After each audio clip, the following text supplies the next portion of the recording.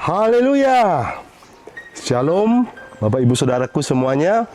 Kembali saya Pendeta Dr. Jeffy Sumampo menyapa Anda semua dalam acara Papi Jeffy Menyapa dengan edisi spesial Papi Jeffy Menjawab episode yang kedua. Sebab kami akan menampilkan tayangan renungan firman Tuhan yang simpel, ringkas, dan bawa Anda dalam kebenaran dengan tujuan menjawab pertanyaan-pertanyaan teologis yang muncul di sekitar kita. Nah, pada episode kali ini kita akan menampilkan tema yaitu yang kami angkat, baikkah ber-KB. KB di sini adalah singkatan dari keluarga berencana. Nah, Bapak Saudara, ada dua pengertian keluarga berencana yang harus kita mengerti, yaitu pengertian yang pertama adalah pengertian umum. Pengertian umum itu adalah keluarga berencana di mana dimulai ketika seorang pria memutuskan untuk membentuk sebuah keluarga, merencanakan sebuah keluarga yang baik, tentunya yang berkenan kepada Tuhan. Nah, itu ada dasar firman Tuhannya, yaitu di dalam Kejadian 2 ayat yang ke-24. Di dalam nama Tuhan Yesus, mari saya akan bacakan buat Bapak Ibu Saudara sekalian. Demikian dikatakan firman Tuhan. Sebab itu seorang laki-laki akan meninggalkan ayahnya dan ibunya dan bersatu dengan istrinya, sehingga keduanya menjadi satu daging.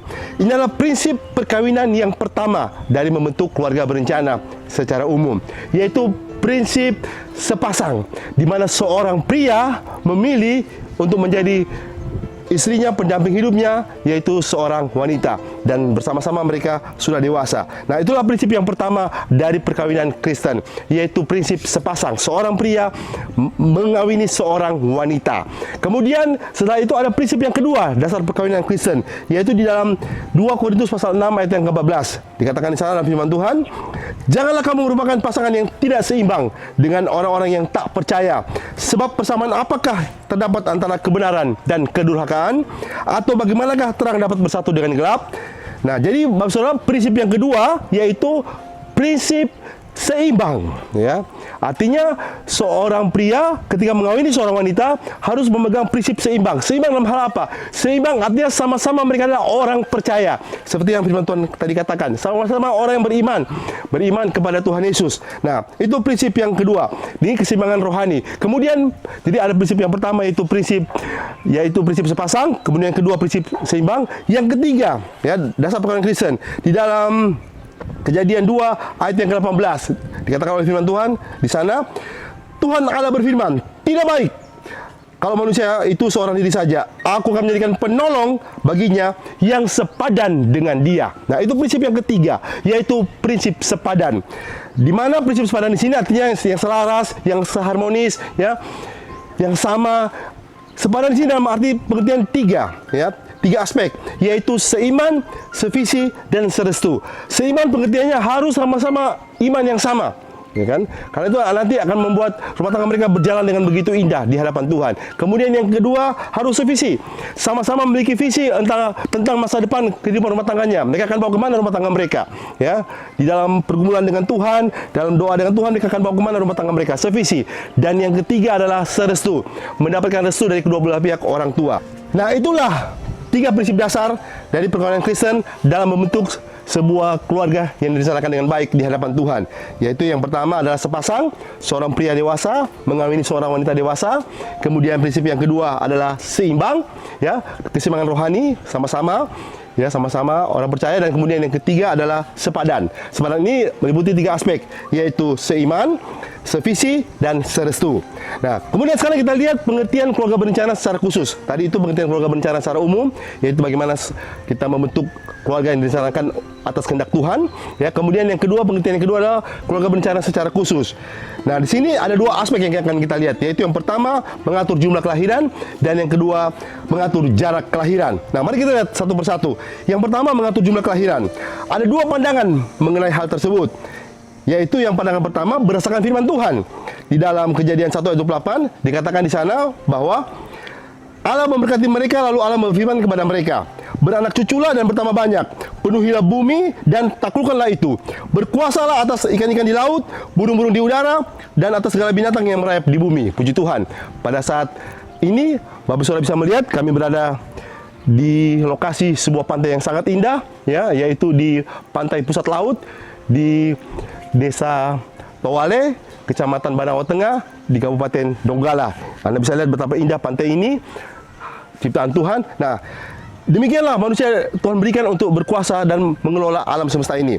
Artinya firman Tuhan menghendaki agar manusia bisa berkembang biak di bumi, memenuhi bumi, ya, bertambah banyak, penuhi bumi. Dan dalam hal ini Tuhan dalam firman-Nya tidak pernah membatasi berapapun jumlah kelahiran dari setiap anak manusia. Namun dalam perjalanan waktu, Bapak Saudara, karena manusia semakin bertambah banyak, sementara bumi ini tetap tidak pernah bertambah, tidak pernah berubah, timbullah pemikiran-pemikiran untuk membatasi jumlah kelahiran anak manusia. Karena melihat keterbatasan atau kelangkaan sumber daya alam. Maka dari situlah muncullah gagasan untuk membuat keluarga berencana yang diatur jumlah kelahiran anaknya. Ya, kalau di Indonesia kita mengenal dengan gerakan program keluarga berencana dengan 2 anak cukup, laki-laki perempuan sama saja. Itu slogan yang sangat baik, ya, oleh pemerintah. Namun kalau kita melihat dari firman Tuhan berkata beranak cucu bertambah banyak. Artinya firman Tuhan tidak pernah merekomendasikan jumlah anak yang dilahirkan atau pembatasan jumlah kelahiran anak. Tuhan menghendaki berapapun yang Tuhan berikan kepada suatu keluarga, itulah kehendak Tuhan. Nah, memang kita bisa merencanakan berapa jumlah yang anak akan kita lahirkan. Tetapi pada akhirnya keputusan Tuhan yang terlaksana. Seperti dalam Amsal 19:21 dikatakan di sana, banyaklah rancangan di hati manusia, tetapi keputusan Tuhan yang terlaksana. Artinya, kita boleh merencanakan berapa jumlah anak kita, tetapi pada akhirnya Tuhan yang menetapkan bagi kita berapa anak yang Tuhan percayakan kepada kita untuk kita rawat, untuk kita besarkan. Jadi yang terutama di sini adalah, Bapak Saudara, yang pertama kita harus mengerti kehendak Tuhan, ya, bahwa Tuhan mau kita beranak cucu bertambah banyak, penuhi bumi. Yang kedua, kita menaati firman Tuhan. Lakukan kehendak Tuhan seberapapun yang Tuhan lakukan atas kehidupan kita. Dan yang ketiga, kita menjalani ketetapan Tuhan seperti yang Tuhan berikan kepada kita. Dengan sikap ikhlas, dengan sikap berserah kepada Tuhan, kita lakukan kehendak Tuhan. Puji Tuhan. Nah, kemudian yang bagian kedua, daripada pengertian kami secara khusus, yaitu mengatur jarak kelahiran. Nah, ada banyak dasar pemikiran dalam hal mengatur jarak kelahiran. Ada yang mengatakan sebaiknya selisih antara kelahiran pertama dan kelahiran kedua itu 4 tahun, supaya bisa cukup perhatian kepada anak yang pertama dilahirkan. Nah, itu terserah bagaimana pertimbangan kita masing-masing. Tentunya dengan hikmat kebijaksanaan dari Tuhan, kita menjalani pernikahan kita. Kita mengatur jarak kelahiran anak kita. Nah, Bapak Saudara, jadi kesimpulannya apa? Kesimpulannya bahwa baik berkeluarga berencana, ya, kita mengatur keluarga kita, ya, baik secara umum KB itu yaitu dalam pengertian kita menggunakan prinsip dasar perkawinan Kristen, di mana harus merupakan pasangan yang sepasang, kemudian seimbang dan sepadan dalam aspek seiman, sevisi dan serestu. Itu pengertian keluarga berencana secara umum. Juga pengertian keluarga berencana secara khusus, ya, dalam hal jumlah kelahiran, Tuhan tidak pernah membatasi jumlah kelahiran anak yang kita lahirkan. Artinya pemerintah mengeluarkan slogan 2 anak cukup, tetapi pada akhirnya kehendak Tuhan yang terjadi dalam kehidupan kita masing-masing. Berapapun Tuhan berikan, kita terima dengan ikhlas, dengan berasa syukur. Dan kemudian kita mengatur jarak kelahiran yang terbaik buat anak-anak kita masing-masing, supaya mereka mendapatkan perhatian yang cukup. Puji Tuhan. Nah, itulah, ya, firman Tuhan pada saat ini, bagaimana kita membangun keluarga berencana yang sesuai dengan kehendak Tuhan. Artinya, baik kita merencanakan keluarga kita, tetapi biarlah kita merencanakan keluarga kita atas dasar kebenaran dan kehendak Tuhan dalam kehidupan kita. Nah, mari Bapak Saudara, saya akan berdoa buat kita semua, bagi Bapak Ibu Saudara, yang supaya kita bisa membangun keluarga kita yang semakin baik di hadapan Tuhan, membangun keluarga kita yang seturut dengan kehendak Tuhan, dan terutama anak-anak muda yang akan mencari pasangan hidup bisa mendapatkan pasangan hidup yang sesuai dengan kehendak Tuhan. Mari kita berdoa bersama-sama dengan saya. Kita berdoa. Tuhan Yesus yang Maha Baik, terima kasih Tuhan buat firman-Mu pada saat ini. Kami mengucap syukur di tengah-tengah suasana yang indah di pantai pusat laut yang ada di Sulawesi Tengah. Kami bisa menikmati berkat Tuhan yang luar biasa. Kiranya Kau memberkati kami semua Tuhan Yesus dengan kebenaran firman-Mu. Kami diajar untuk bagaimana kami membangun sebuah keluarga yang direncanakan dengan baik atas kehendak Tuhan, atas perkenanan Tuhan, supaya kami bisa membangun keluarga yang sepasang, yang seimbang dan yang sepadan. Sepadan meliputi aspek yaitu kami bisa seiman, sevisi dan serestu. Itu pengertian keluarga berencana secara umum, dan pengertian keluarga berencana secara khusus kami bisa membangun rumah tangga, mengatur jumlah kelahiran kami sesuai dengan Tuhan kehendaki. Berapapun anak yang Tuhan lahirkan bagi keluarga kami terima dengan ikhlas, dengan rasa syukur. Karena Tuhan tidak pernah membatasi kelahiran anak dalam setiap keluarga, rumah tangga. Juga kami mengatur jarak kelahiran supaya kami bisa berikan perhatian khusus pada anak-anak kami, bisa bertumbuh berkembang dalam takut akan Tuhan, dalam cinta Tuhan dengan sungguh-sungguh. Terima kasih Tuhan Yesus, terpuji nama-Mu. Buatlah semua kami, setiap rumah tangga bisa bersikap bijaksana dalam membangun keluarga kami masing-masing. Dan setiap anak-anak muda bisa memilih pasangan hidup kelak nanti yang benar-benar sesuai dengan kehendak Tuhan, seperti yang sudah kami renungkan bersama-sama pada saat ini. Terima kasih Tuhan Yesus, doa kami kepadamu, kami mengucap syukur. Di dalam nama Tuhan Yesus kami sudah berdoa.